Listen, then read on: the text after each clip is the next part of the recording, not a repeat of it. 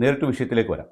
2023 സെപ്റ്റംബറിൽ രാഹുൽ മാങ്കൂട്ടം അയാളുടെ സുഹൃത്തായ ഫെന്നി നാനാൻ, അടൂരിലുള്ള ഫെന്നി നാനാൻ ഓടിച്ച കാറിൽ വെച്ചിട്ട് ബാംഗ്ലൂരിൽ സ്വദേശിയാണെന്നും ബാംഗ്ലൂരിൽ ഇപ്പോൾ സെറ്റിൽഡ് ആണെന്നും പത്തനംതിട്ട ജില്ലക്കാരിയാണെന്ന് പറയുന്ന, ഇതുവരെയും അതിൻ്റെ ഡീറ്റെയിൽസും നമുക്ക് പുറത്തു വരാത്ത ഒരു പരാതിക്കാരിയായ യുവതിയെ, അന്ന് അവർക്ക് 23 വയസ്സെന്നാണ് പറയുന്നത്, ഇപ്പോഴും ചാനലുകാർ 23 വയസ്സെന്നാണ് പറയുന്നത്, ആ യുവതിയെ ഒരു ഹോം സ്റ്റേയിൽ കൊണ്ടുപോയി പീഡിപ്പിച്ചു എന്നാണ് പരാതി.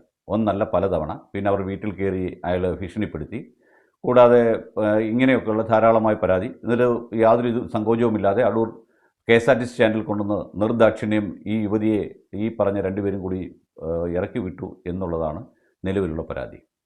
പരാതിക്കാരിയുടേതായ രീതിയിൽ ചാനലുകാർ പറഞ്ഞത് വരെ യാതൊരു വസ്തുനിഷ്ഠമായ കാര്യങ്ങളും പുറത്തു വന്നിട്ടില്ല. വിവരാവകാശ നിയമം അനുസരിച്ച് മറുപടികൾ തന്നിട്ടില്ല. അപ്പോൾ ചെയ്തിട്ടുള്ള കാര്യം എന്ന് പറയുന്നത്, ഈ പരാതിക്കാരിയെ രാഹുലുമായി അടുപ്പത്തിലായിരുന്നെന്നും ആ അടുപ്പത്തിലിരിക്കുന്ന സമയത്ത് വീട്ടുകാരുമായി കല്യാണം ആലോചിച്ചെന്നും ആ കല്യാണം ആലോചിച്ച സമയത്ത് ജോലിയും കൂലിയും വേലയൊന്നും ഇല്ലാത്തവൻ്റെ കൂടെ കല്യാണം കഴിപ്പിക്കുന്നില്ലെന്ന് പറഞ്ഞെന്നും അതിനുശേഷം യൂത്ത് കോൺഗ്രസ് സംസ്ഥാന പ്രസിഡന്റ് ആയതിനു ശേഷം ഈ പെൺകുട്ടിയായിട്ട് വിവാഹബന്ധത്തിന് വീട്ടുകാർ സമ്മതിച്ചെന്നും അതനുസരിച്ച് രാഹുലിൻ്റെ വീട് കാണാനും ഭാവി പരിപാടികൾ ആസൂത്രണം ചെയ്യാനും വേണ്ടിയാണ് ഈ പെൺകുട്ടി അടൂരിൽ വന്നതെന്നും പത്തനംതിട്ടയ്ക്കുള്ള യാത്രാമധ്യയാണ് വന്നതെന്നൊക്കെയാണ് മൊഴി എന്നാണ് പുറത്തറിയുന്നത്. അതിൻ്റെ മറ്റു വിവരങ്ങളൊന്നും തന്നെ ഇന്ന് വരെ ഒരു മീഡിയയ്ക്കും ലഭിച്ചിട്ടില്ല എന്നുള്ളതും ഒരു കാര്യമാണ്.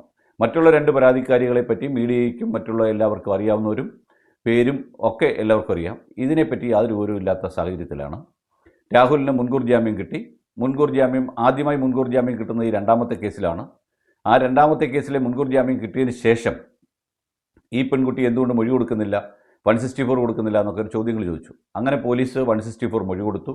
ആ 164 മൊഴി കൊടുക്കുന്ന ദിവസം രാഹുൽ മാങ്കൂട്ടം തിരുവനന്തപുരത്തെ SITയുടെ ക്യാമ്പിൽ ചോദ്യം ചെയ്യൽ വിധേയനായിക്കൊണ്ടിരുന്നു. അന്ന് രാത്രി 7 മണിക്ക് ശേഷം രാഹുൽ വാട്സപ്പിൽ ഈ പെൺകുട്ടിയെ വിളിച്ചിരുന്നുവെന്നും ഈ രാഹുലിൻ്റെ കോൾ കണ്ട സമയത്ത് തന്നെ ഈ പെൺകുട്ടിക്ക് മാനസികമായ പ്രശ്നങ്ങളുണ്ടാകുകയും ടെൻഷൻ മൂക്കുകയും BP ഹൈ ആവുമെന്നൊക്കെ ചെയ്ത് SITക്ക് പരാതി കൊടുക്കുന്നു.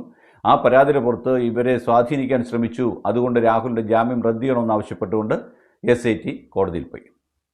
അന്ന് കോടതി പറഞ്ഞു, നിങ്ങളൊരു കാര്യം ചെയ്യണം, ഇനി ഈ പെൺകുട്ടി ഒരിക്കലും നിങ്ങൾ ഈ പെൺകുട്ടിയുടെ ഒരു കോൺടാക്റ്റും വേണ്ട, അതുകൊണ്ട് അവിടെ നമ്പർ ബ്ലോക്കല്ല, ഡിലീറ്റ് ചെയ്തിട്ട് അതിൻ്റെ ഡീറ്റെയിൽസ് കോടതിയിൽ ഹാജരാക്കണമെന്ന് പറഞ്ഞാണ് അന്ന് രാഹുലിൻ്റെ മുൻകൂർ ജാമ്യം റദ്ദ് ചെയ്യാനുള്ള അപേക്ഷ SITയോട് തീർപ്പാക്കിയത്. അപ്പോൾ അത് കഴിഞ്ഞ് കുറച്ച് ദിവസം കഴിയുമ്പോൾ വരുന്നു രാഹുൽ മാങ്കൂട്ടം പറഞ്ഞിട്ടാണ്, രാഹുൽ മാങ്കൂട്ടത്തിന് വേണ്ടിയാണ് ഫെന്നി നാനാൻ ഈ പെൺകുട്ടിയെ ആക്ഷേപിക്കുന്നു, ഭീഷണിപ്പെടുത്തുന്നു ഒക്കെ പറഞ്ഞുകൊണ്ട് ഒരു പരാതി വരുന്നു.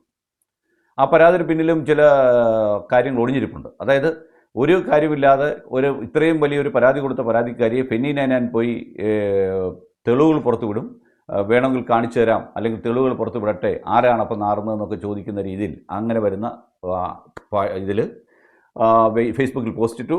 ആ പോസ്റ്റിൻ്റെ പുറത്ത് ഫെന്നി നാനാനെതിരെ പരാതി കൊടുക്കുന്നു. ആ പരാതിയുടെ പുറത്ത് പോലീസ് SIT സൈബർ സെല്ലിനോട് പറഞ്ഞിട്ട് ഫെന്നി നാനാൻ്റെ ഫേസ്ബുക്ക് പോസ്റ്റ് കട്ട് ചെയ്യുന്നു. ഇത്രയായിരുന്നു ഇതുവരെയുള്ള നാടകത്തിൽ നടന്നത്. ഇത് ഫ്ലാഷ് ബാക്കാണ്.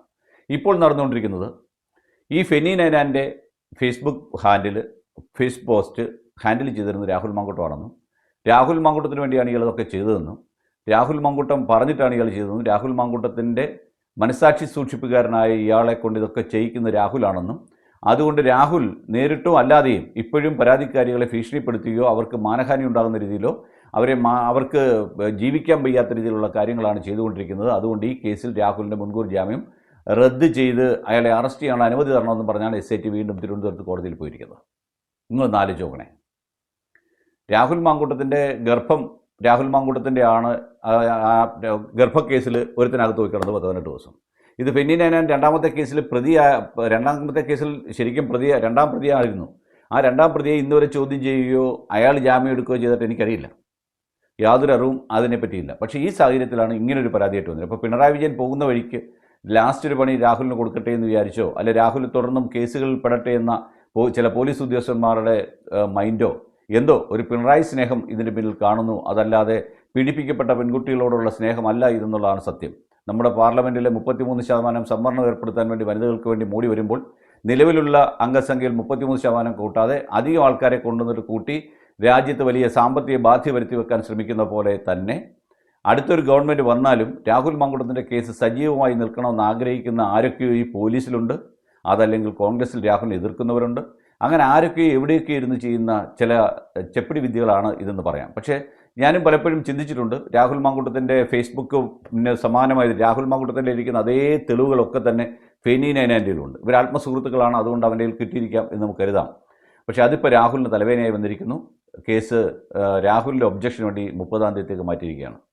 കേസിനകത്ത് എന്ത് സംഭവിക്കുമെന്ന് ചോദിച്ചാൽ, ആദ്യത്തെ കേസിൽ സംഭവിച്ച പോലെ തന്നെ ഇതിനകത്തും ഒന്നും സംഭവിക്കാൻ പോകുന്നില്ല, മുൻകൂർ ജാമ്യം റദ്ദ് ചെയ്യാൻ പോകുന്നില്ല എന്നുള്ളതാണ് ഇതിനകത്ത് പറയാൻ പറ്റുന്നൊരു കാര്യം. ഇതൊക്കെ ശരിക്കും പറഞ്ഞാൽ ബാലിശമായ കേസുകളാണ്. ഇത്രയും വലിയ ഉന്നതനായ ഒരു രാഷ്ട്രീയ നേതാവിനെതിരെ പരാതി കൊടുക്കുവാൻ തയ്യാറായി മുമ്പോട്ട് വന്നൊരു യുവതിക്ക് ഒരു ഫേസ്ബുക്ക് പോസ്റ്റ് കണ്ടപ്പോൾ എന്തുകൊണ്ട് ഇത്ര അവരെ ഭീഷണിപ്പെടുത്തുന്നതായി തോന്നുന്നു എന്ന് പോലീസ് തന്നെ പറയേണ്ടി വരും. കാരണം തെളിവുകൾ പുറത്തു വിടുമെന്നാണ് പറഞ്ഞത്. വെല്ലുവിളിയായിരുന്നു എന്ന് പറയാം. ആ വെല്ലുവിളി അങ്ങനെ സ്വാഭാവികമായിട്ടുണ്ടല്ലോ. ഇപ്പം അങ്ങനെയാണെങ്കിൽ ഫെനി നൈനാനെതിരെ കേസെടുത്ത് അയാളെ അറസ്റ്റ് ചെയ്ത് അകത്തിടണമായിരുന്നു. അത് പറ്റിയില്ലല്ലോ. അപ്പോൾ പിന്നെ ഏതെങ്കിലും വഴിക്ക് പോകുന്ന വഴിക്ക് ഏത് ഇത് വന്നാലും, പണ്ടൊരു പഴഞ്ചൊല്ലുണ്ടല്ലോ, പണ്ട് ഈ കൂട്ടുകുടുംബമുള്ള സമയത്ത് ഏത് അച്ഛൻ വന്നാലും എന്ന് പറഞ്ഞ പോലെയാണ് ഇതിനെപ്പറ്റി പറയേണ്ടിയിരിക്കുന്നത്. നന്ദി, നമസ്കാരം.